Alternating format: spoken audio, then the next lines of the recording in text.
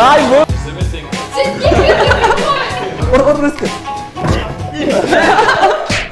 Сәлем, каналға қош келдіңіздер. Бүгін бізде жаңа айдар, жаңа ойын айдары, яғни ол бізде Обото деп аталады. Mortal Kombat деген сияқты. Обото дегенде ол ұлттық бірыңғай тестілеу немесе НТ емес, ол біздіңше ұруға болатын тест дегеннен шығады. Яғни қатысушыларға сұрақ қойылады, дұрыс жауап берген ұрады, ал дұрыс жауап бермегені таяқ жейтін болады. Олай болса біз көп созбаймыз, қатысушыларымыз дайын.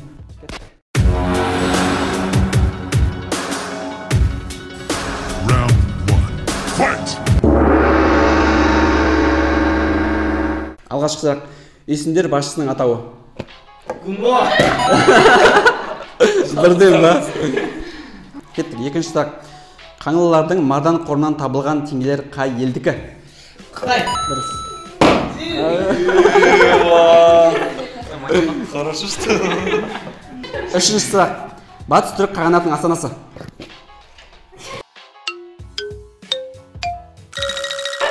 Білем адым не істесем? Білмеймін. Батыс түріктікі оп-оңай. Сіз айтсаңызшы. Сығанақ. Сығанақ. Сұяқ. Дұрыс ұр. Далы ки. Төртінші сұрақ. Оғыз мемлекетінің орталығы. Оғыз. Так, мен білетін ағаныз, тілім шындадыр. Да кейбеш мен айтамын. Янкикен. Дұрыс.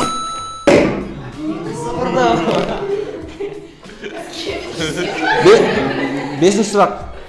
Оғыздардағы әскер басы. Қолбасы. Жоқ. Резко ұрсыш. Ұрыңыз. Оңқы дұрыс емес қой. Дұрыс жауап сосын ұру керек білетіп қой. Келесі сұрақ. Алтын сұрақ, е? Қорқыт ата кітабы неше жырдың қосындысынан тұрады? 4. Мен білмеймін. Дұрыс емес. Бастан вообще ұрмайды ғой. Тез айтсын. Жетінші сұрақ. Қимақ қоғамындағы жеке тайпа көсемдерінің атауы. Сұяқ. Ай,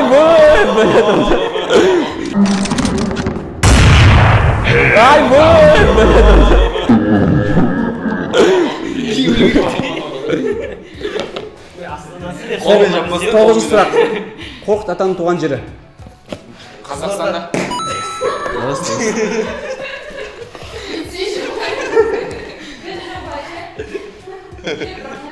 Ал, келесі сұрақ. Алтын Орданың негізін қалаған хан. Алтын Орда.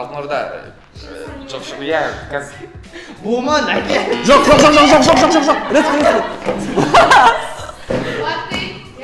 Дұрыс, Батый. Буман емес пе? Жоқ, Буман ол вообще кім білесің ба? Жеке аттар ақсайды көрсетеді. Ал, келесі сұрақ. Аварлардың басқаша атауы. Ау? Аварлардың басқаша атауы.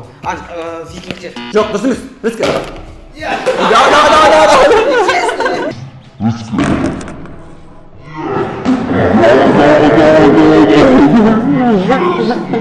Salam alaikum. Alaikum assalam. Salam alaikum. Wa alaikum assalam.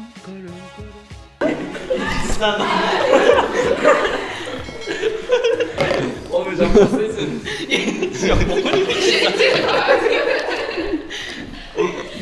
Ал, кеттік. Бірінші сөйлем. Моңғол империясының әскери әкімшілік аймағының сол қанаты. Моңғол империя. Варианттар. Қалай? Кекілташ, Даруға, Кул, Жоңғар. Жоңғар! Ұр резко.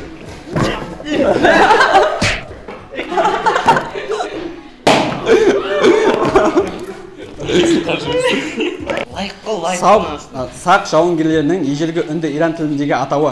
Скиф. Жоқ. Olmazsaydı. Давайте. Соңғы сұрақ ал. Андай жауап бермей жатып алудың қажеті жоқ. Кеттік. Соңғы сұрақ. Сақ қоғамындағы ел билеуші. Патша. Аяқталды. Келесі бізде қонақта достық білім беру орталығының 11-ші сынып оқушылары Нура және де Айка. Қош келдіңіздер қыздар. Ал, алғашқы сұрақ. Археология сөзін алғаш қолданған. Не дедіңіз? Дұрыс. Қаттырақ орамыз. Давай дальше. Сен көрдің, нормально? Ненормально. Ал, кеттік. Келесі сұрақ. Қола дәуіріне тән мәдениеттер. Абиғаздан Тубаев, Андронов. Ой, бұл. Нормально. Тема. Келесі сұрақ. Қола дәуіріне тән 30 қоныс, 150 оба зерттелген аймақ. Дұрыс.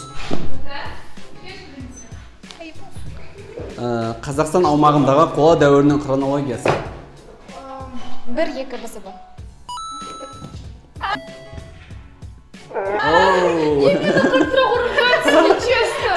Кеттік, келесі сұрақ. Қола дәуірінде қола шалғы табылған Көкшетау жерінде. Дұрыс.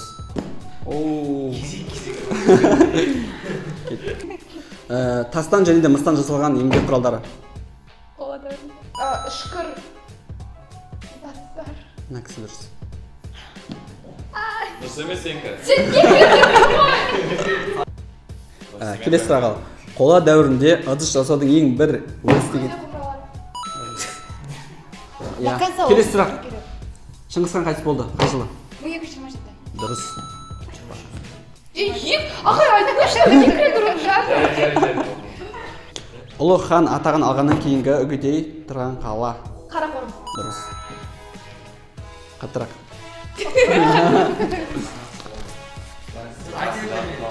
Ай, басым. Келесі сұрақ. Ноғай ордасының орталығы. Бір. Жоқ, ағай, Ноғай ордасының орталығы. 3. Раберик.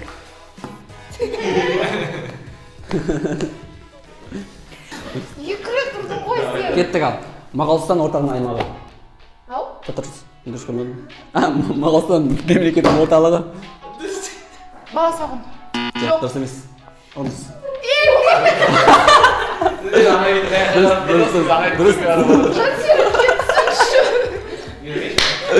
Алмалық деген. Давайте. Жансері кетсінші, менде қазір пятина болмаса. Осымен біздің ойын айдарымыз аяқталды. Сіздерге ұнады деген ойдамын. Көріп отырғандарыңыздай достық білім беру орталығының оқушылары өте ақылды және сабақтарын жақсы оқитыны көрініп тұр.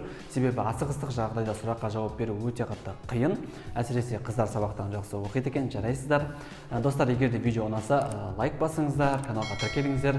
Және де достар, дәл осылай біреумен дуэльге шыққыларыңыз келетін болса, немесе мынау адам мен мынау адам дуэльге шықсын дейтін болсаңыздар, комментарийға қалдырып кетіңіздер. Мен оны оқимын және де келесіде дәл сол адамдарды шығаруға тырысамын. Дәл осындай қызықты ойынды біз ол кезде де жасайтын боламыз. Ендеше достар, біздің видеомыз өз мәресіне жетті. Келесі кездескенше қош сау болыңыздар.